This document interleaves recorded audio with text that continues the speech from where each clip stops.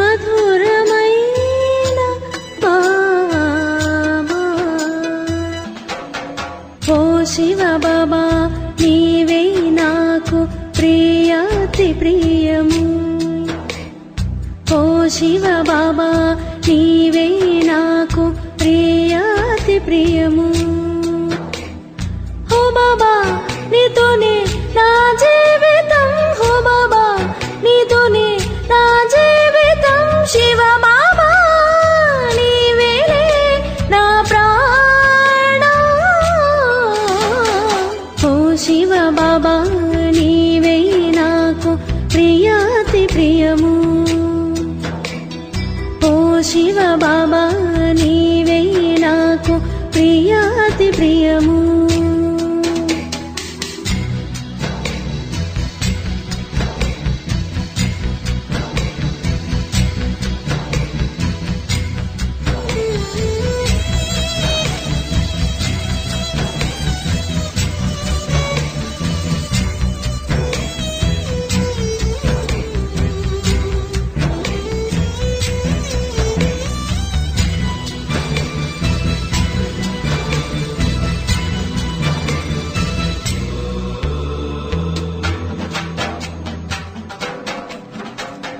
శ్వాస శ్వాసలో నీ స్మృతులే మరువలేను నిన్ను ఎన్నటికీ శివ బాబా మరువలేనులే ఏదో తీయని అనురాగం దొరికే నీలోనే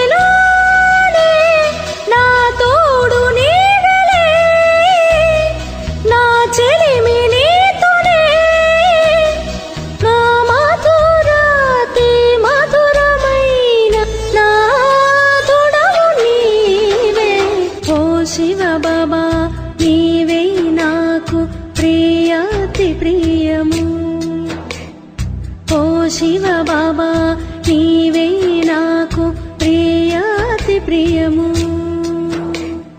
ఓ బాబా నీతోనే నా జీవితం ఓ బాబా నీతోనే నా జీవితం శివ బాబా నీవేలే నా ప్రాణం ఓ శివ బాబా నీవే నాకు ప్రియాతి ప్రియము ఓ శివ బాబా నీవే నాకు ప్రియాతి ప్రియము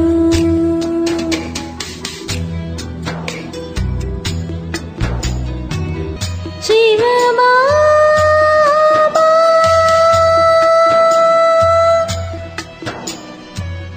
ప్రియమైన బాబా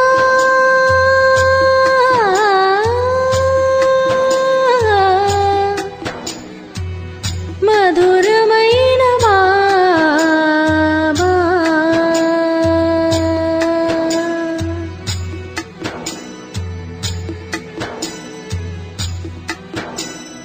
ఓహో బాబా సౌభాగ్యం నీవే భాగ్య విధాతవు ఓహో బాబా సౌభాగ్యం నీవే భాగ్య విధాతవు ఎన్నెన్నో జన్మల పుణ్యము నీవే మాకు గమ్యము నీవే మా ప్రపంచము నా బాబా ఒడిలోనే నేలీనము ఓ శివ బాబా నీవే నాకు ప్రియాతి ప్రియము ఓ శివ బాబా నీవే నాకు ప్రియాతి ప్రియము ఓ బాబా నీతోనే నా జీవితం ఓ బాబా నీతోనే నా జీవితం శివ బాబా నీవేలే నా ప్రాణం ఓ శివ బాబా నీవే నాకు ప్రియాతి ప్రియము ఓ శివ బాబా నీవే నాకు ప్రియాతి ప్రియము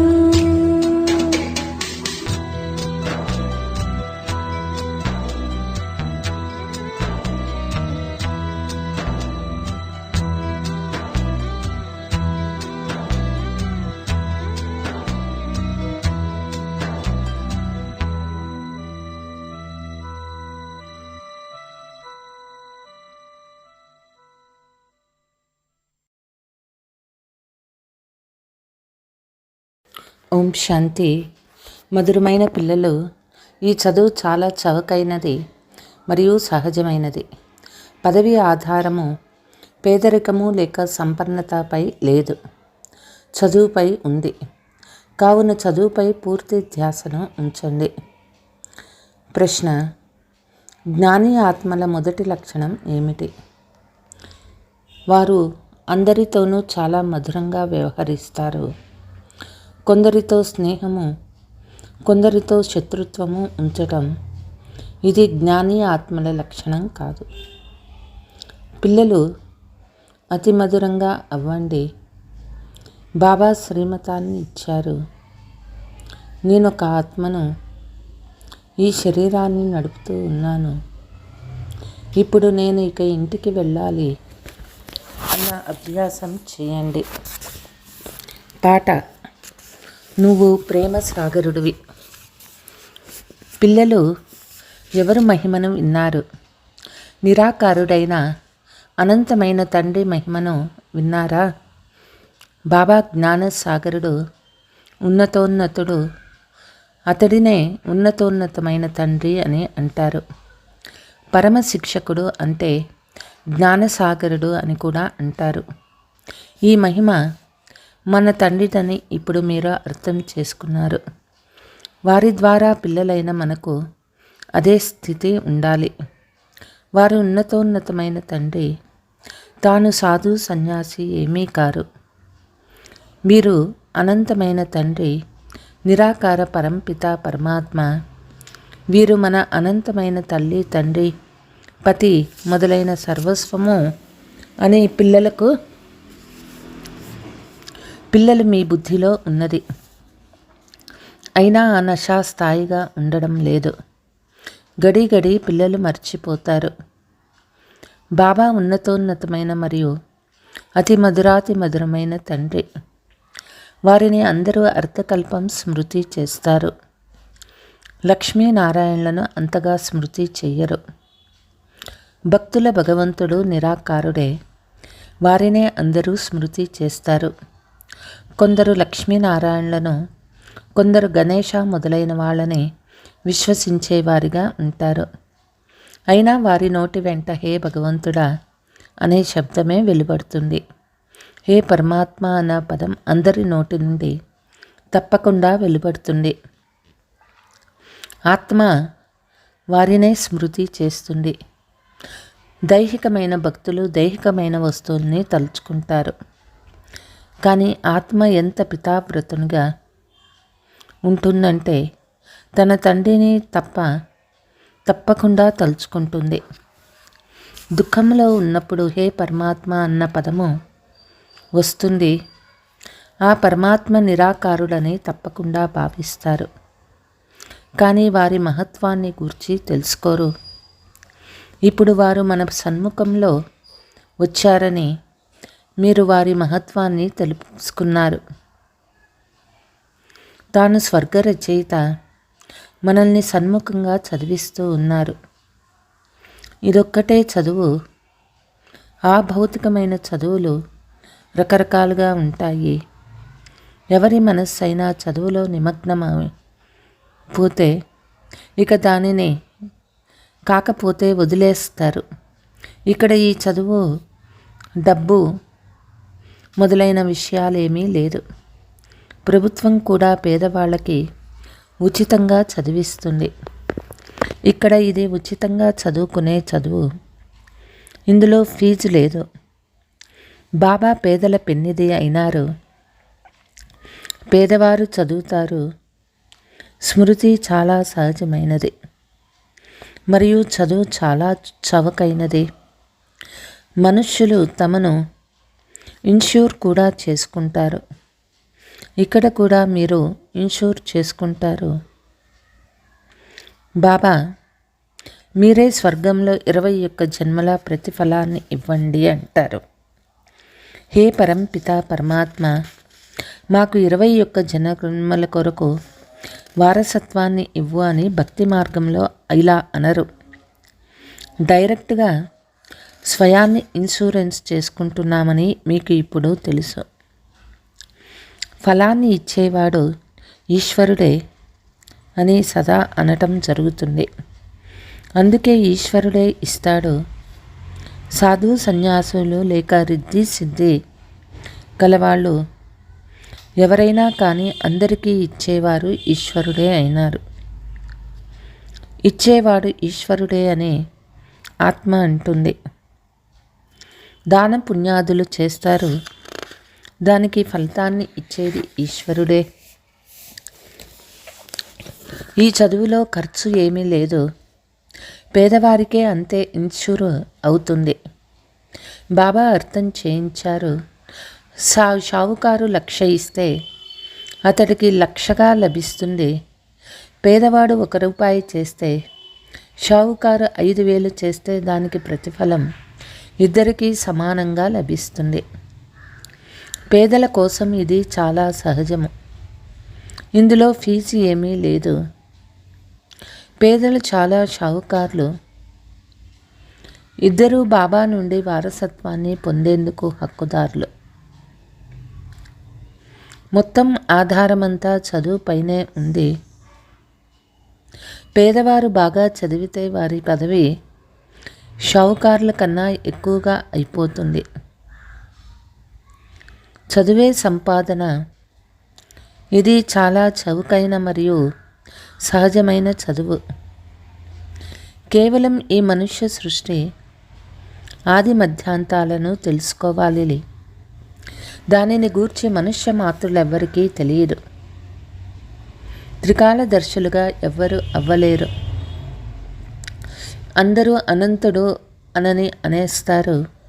పరమాత్మ మనుష్య సృష్టికి బీజరూపుడు అని భావిస్తారు. ఇది తలక్రిందుల వృక్షము అయినా మనకి యథార్థ రీతిగా తెలియదు అంటారు. తప్పకుండా యథార్థాన్ని జ్ఞానసాగరుడు తండ్రే తెలియచేస్తారు. మొత్తం ఆధారమంతా పిల్లల చదువుపై ఉంది. ఇప్పుడు మీకు నెంబర్ వారుగా పురుషార్థానుసారంగా తెలుసు. మీరు మాస్టర్ జ్ఞానసాగర్లు. అందరూ ఒకేలా లేరు కదా. కొందరు పెద్ద నదులుగా, కొందరు చిన్న నదులుగా ఉన్నారు. అందరూ తమ పురుషార్థానుసారంగానే చదువుతారు. వీరు అనంతమైన తండ్రి అని పిల్లలు మీకు తెలుసు. వారికి చెందిన వారిగా అయ్యి వారి శ్రీమతంపై నడవాలి. పాపం వారు పరవశులుగా ఉన్నారు అని కొందరిని గూర్చి అనడం జరుగుతుంది. మాయకు వశమై తప్పుడు మతాన్ని నడిపిస్తారు. శ్రీమద్ భగవానువాచ ఉంది కదా, వారి ద్వారా శ్రేష్టాతి శ్రేష్ఠులైన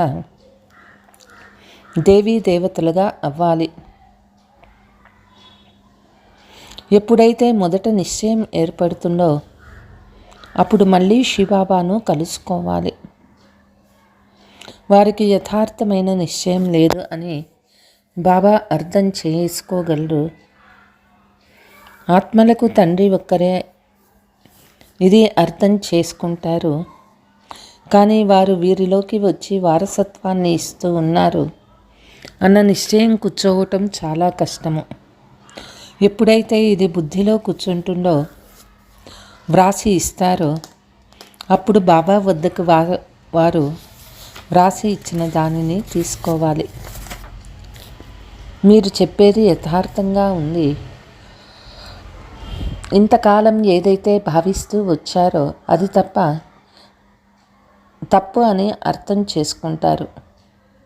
ఈశ్వరుడు సర్వవ్యాపి కారో వారు అనంతమైన తండ్రి. తప్పకుండా భారతదేశానికి కల్పకల్పము సంగమ యుగంలో అనంతమైన బాబా ద్వారా వారసత్వం లభిస్తుంది. సంగమ యుగంలో మరియు ఇదే సమయం లభిస్తుంది. ఇప్పుడు మళ్ళీ లభిస్తుంది అన్నది వ్రాయాలి. తండ్రి సంగమ యుగంలోకే వస్తారు. వారొచ్చి బీకేల ద్వారా స్వర్గరచనను రచిస్తారు. ఎప్పుడైతే ఈ విషయాన్ని వ్రాసిస్తారో అప్పుడు తాము ఎవరికి వద్దకు వచ్చారో, ఏమి తీసుకునేందుకు వచ్చారో అర్థం చేసుకోగలుగుతారు. ఈశ్వరుని రూపము నిరాకార రూపము. ఈశ్వరుని రూపం తెలియని కారణంగా బ్రహ్మతత్వము అని అనేస్తారు. వారు ఒక బిందువని పిల్లలు అర్థం చేయించటం జరిగింది. పరమాత్మ ఒక బిందువు అన్న ఈ విషయం ఎవరి బుద్ధిలోనూ కూర్చోదు. బ్రుకుటి మధ్యలో మెరుస్తున్న తార అని ఆత్మను గూర్చి అంటారు. అది చాలా చిన్నది కాబట్టి పాత్రధారి ఎవరు అని ఆలోచించాలి. ఇంత చిన్న ఆత్మలో ఎంతటి అవినాశి పాత్ర రచించబడి ఉంది. ఎవరైనా ఈ విషయాలు గుహ్యతలోకి వెళితే అప్పుడే వారికి అర్థం చేయించాలి. నేను 84 జన్మలను తీసుకున్నాను అని మీ ఆత్మ అంటుంది. ఇంత చిన్నని బిందు రూపమైన ఆత్మలో ఆ పాత్ర అంతా గుప్తమై ఉంది. అది మళ్ళీ ప్రత్యక్షమవుతుంది. ఈ విషయం వింటూ మనుషులు ఆశ్చర్యపోతారు. ఈ విషయాన్ని ఎవరూ అర్థం చేసుకోలేరు. మన 84 జన్మలు పునరావృతమైనది. ఇది రచించబడిన డ్రామా. ఆత్మలో ఏ విధంగా పాత్ర రచించబడి ఉందో విని మనుషులు ఆశ్చర్యపోతారు. తప్పకుండా ఆత్మనైన నేను మాట్లాడతాను.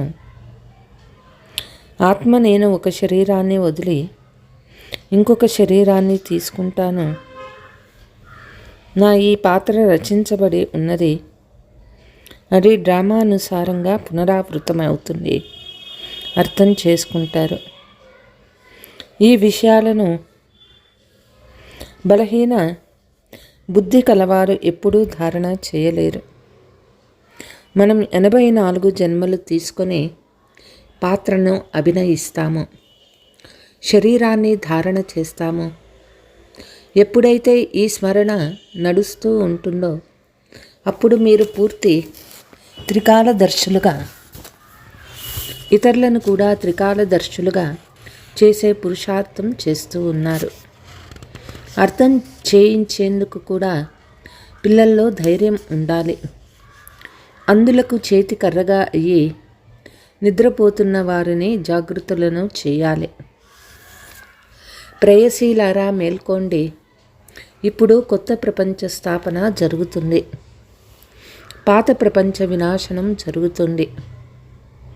మీరు త్రిమూర్తి బ్రహ్మ విష్ణు శంకర్ల పేర్లను వినలేదా? బ్రహ్మ ద్వారా స్థాపన జరుగుతుంది. వీరంతా బ్రహ్మ కుమారి కుమారులే కదా.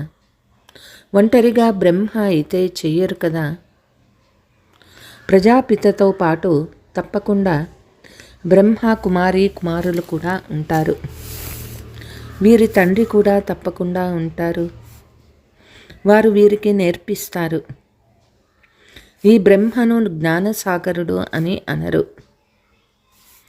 బ్రహ్మ చేతిలో శాస్త్రాలు చూపిస్తారు. పరంపిత పరమాత్మ వీరిలోకి వచ్చి వీరి ద్వారా వేద శాస్త్రాల సారాంశాన్ని తెలియచేస్తారు. బ్రహ్మ శాస్త్రాల సారాన్ని వినిపించరు. వారు ఎక్కడ నుండి నేర్చుకుంటారు? వారికి తండ్రి లేక గురువు ఉంటారు కదా. ప్రజాపితే తప్పకుండా మానవుడే ఇక్కడే ఉంటారు. వారు ప్రజలను రచిస్తారు.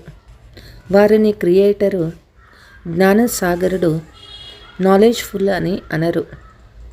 జ్ఞానసాగరుడు పరంపిత పరమాత్మయే వచ్చి ప్రజాపిత బ్రహ్మ ద్వారా చదివిస్తారు. మొత్తం ఆధారమంతా ధారణపైనే ఉంది. ఇన్షూర్ చేసుకుంటే చేసుకోండి, చేసుకోకపోండి, అది మీపై ఉన్నది. బాబా ఎంత బాగా ఇన్షూర్ చేస్తారు. వారు ఇన్సూరెన్సు మ్యాగ్నెట్. భక్తి మార్గంలో కూడా ఇన్షూర్ చేస్తారు. జ్ఞాన మార్గంలో కూడా చేస్తారు. బాబాను భక్తి మార్గంలో ఆత్మలందరూ తలుచుకుంటారు. బాబా మీరు వచ్చి మమ్మల్ని దుఃఖాల నుండి విడిపించండి అని అంటారు. బాబా వచ్చి వారసత్వాన్ని ఇస్తారు. శాంతిధామంలోకి అయినా లేక సుఖధామంలో అయినా పంపించి వేస్తారు. ఎవరికైతే శాంతి వారసత్వం లభిస్తుందో వారు కల్పకల్పము అదే శాంతి వారసత్వాన్ని తీసుకుంటారు. ఇప్పుడు మీరు సుఖ వారసత్వాన్ని తీసుకునేందుకు పురుషార్థాన్ని చేస్తూ ఉన్నారు. ఇందులో చదవాలి మరియు చదివించాలి కూడా. ఏ విధంగా బాబా మధురాతి మధురమైన వారో అలాగే వారి రచన కూడా మధురాతి మధురమైనదే. స్వర్గము ఎంత మధురమైనది. స్వర్గము అన్న పదమును అందరూ ప్రస్తావిస్తూ ఉంటారు. ఎవరైనా మరణిస్తే వారు స్వర్గస్థులయ్యారు అని అంటారు. కాబట్టి తప్పకుండా నరకంలో ఉన్నారు. కాబట్టే ఇప్పుడు స్వర్గంలోకి వెళ్ళారు అనే కదా. నిజానికి అలా వెళ్ళరు, అయినా కానీ అలా అంటారు. మీరు దానిని వ్రాయాలి. తప్పకుండా వారు నరకంలో ఉన్నారనే కదా. ఇది నరకము. మరి వారిని మీరు పిలిచి వారికి తినిపించే ప్రయత్నం ఎందుకు చేస్తారు? పితృలని పిలుస్తారు కదా. ఆత్మల్ని పిలవడమే పితృలను పిలవటం. మీరైతే ఆ పితృలందరి తండ్రిని పిలుస్తారు. ఆత్మలందరి ఆ తండ్రి కూర్చొని మనకి చదివిస్తూ ఉన్నారు. శివశక్తులైన మీరు ఎలాంటి గుప్తమైన సైన్యమో. శివుడు నిరాకారుడు కదా. శక్తులైన మీరు వారి పిల్లలు. శక్తి ఆత్మలోకి వస్తుంది. మనుషులు దైహికమైన శక్తిని చూపిస్తారు, మీరు ఆత్మీకమైన శక్తిని చూపిస్తారు. మీది యోగబలము. యోగమును ఉంచటం ద్వారా ఆత్మ పవిత్రంగా అవుతుంది. ఆత్మలోకి శక్తి వస్తుంది.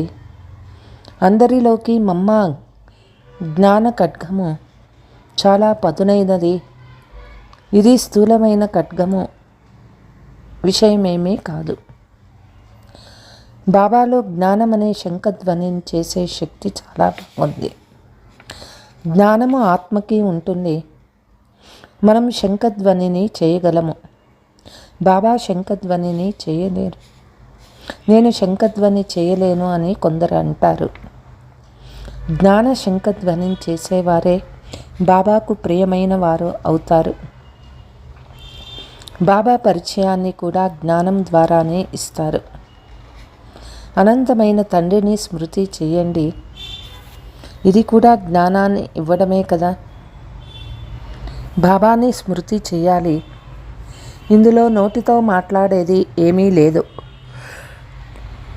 బాబా మనకి జ్ఞానమును ఇస్తారు అని లోపల భావించాలి. మీరు తిరిగి వెళ్ళాలి అని బాబా అంటారు. బాబా స్మృతి చేసినట్లయితే వికర్మలు వినాశమవుతాయి. భగవాను వాచ మన్మనాభవ. తప్పకుండా తాను ఆ నిరాకారుడే కదా. నన్ను స్మృతి చెయ్యండి అని సాకారుడు ఎలా అనగలరు?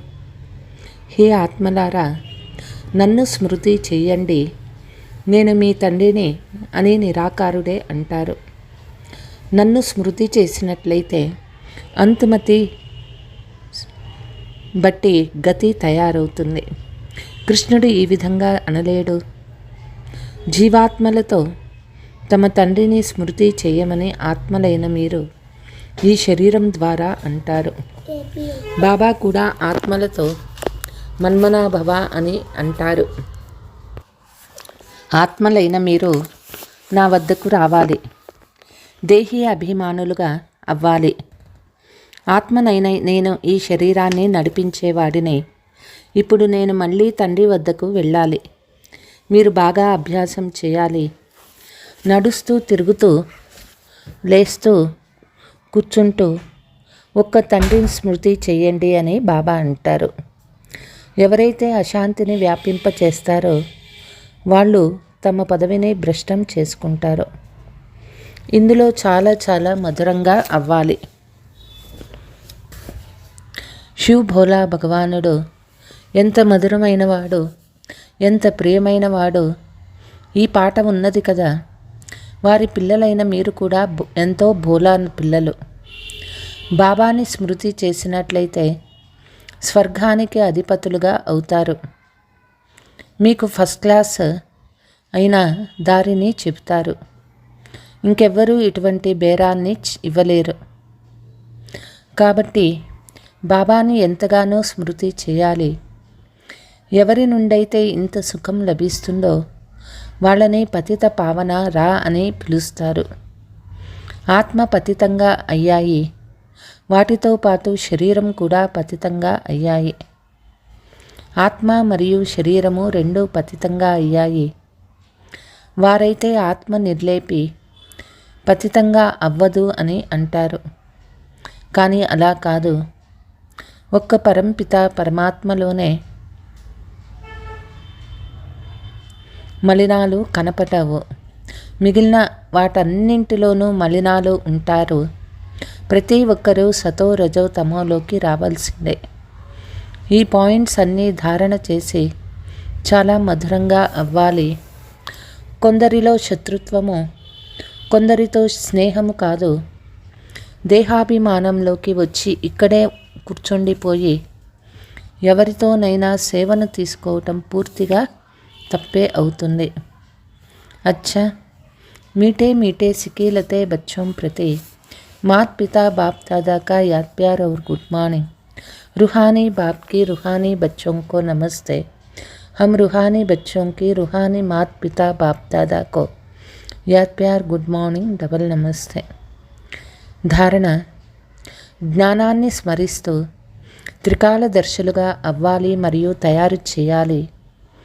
అందులకు చేతికర్రగా అయ్యి వారిని అజ్ఞాన నిద్ర నుండి జాగృతం చేయాలి.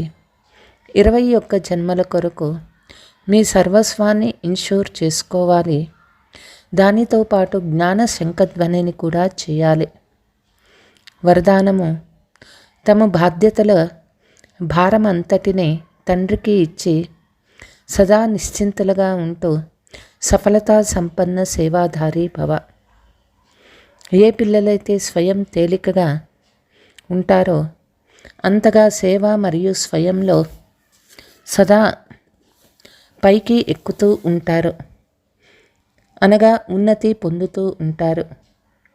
కాబట్టి బాధ్యతల భారాన్ని అంతా తండ్రికి ఇచ్చి స్వయం నిశ్చింతులుగా ఉండండి.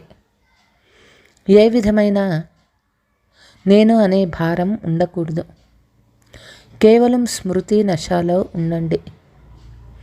తండ్రితో పాటు కంబైన్డ్గా ఉన్నట్లయితే ఎక్కడైతే తండ్రి ఉంటారో అక్కడ సేవ అయితే స్వతహాగానే ఉంది.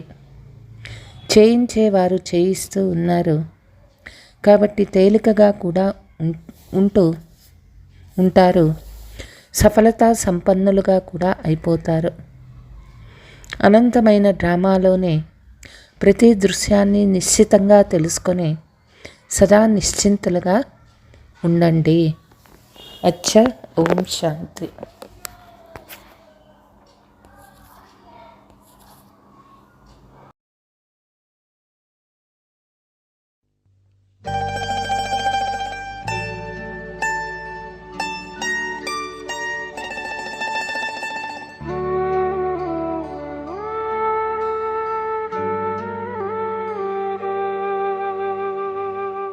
మదిలో మెదిలే సంకల్పమిదేలే